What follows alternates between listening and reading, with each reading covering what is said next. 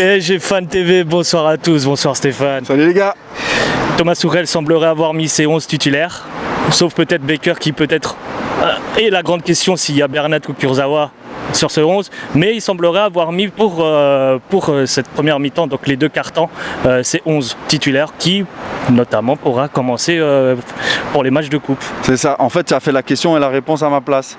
Non, tu peux y aller.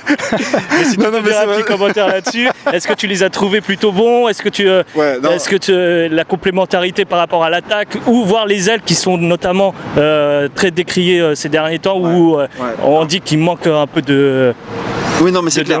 Quand tu vois, en fait, nos côtés, effectivement, nos latéraux, encore, c'est un peu faible. Hein. Baker, c'est un petit peu faible.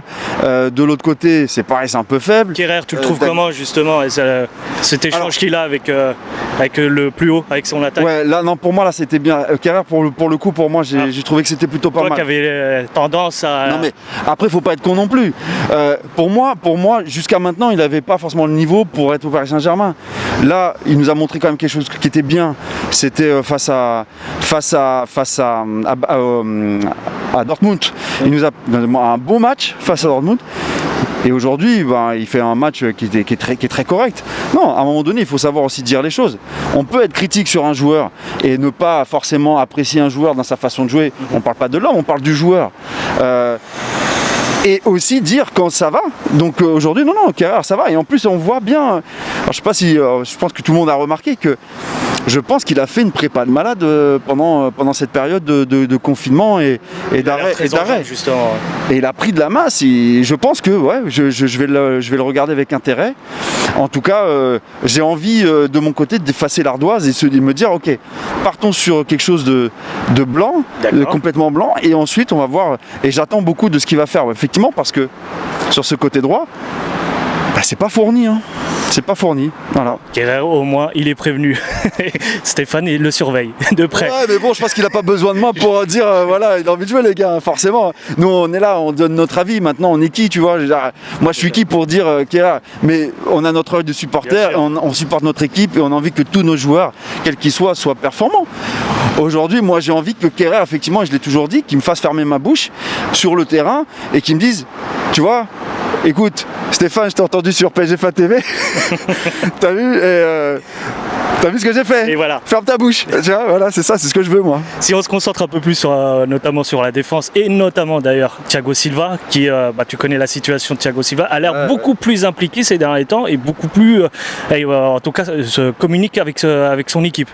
Ouais, après, moi, je trouve que Thiago Silva, ça a toujours été un joueur que j'ai apprécié. Après, c'est vrai qu'il y a eu certaines controverses. Peut-être que tu en as un mec qui a dit un jour, oui, il recule. Ouais, peut-être il recule de temps en temps, mais c'est pas non plus un mec qui... Enfin, le mec, il est quand même présent dans les duels, tu vois. Moi, je l'ai déjà vu faire des duels où il gagnait ses duels quand même, tu vois. Bon, maintenant, tu penses que toi, il est plus impliqué maintenant alors qu'on sait qu'il va partir ou c'est ça la question? J'ai l'impression qu'il communique avec ses joueurs, qu'il prend du temps à notamment parler avec les Titi ou les nouveaux venus ou demander par exemple à ses joueurs de reculer un peu plus pour l'aider, pour l'épauler à ce niveau-là. J'ai l'impression qu'il y a un focus sur Thiago Silva ces derniers temps.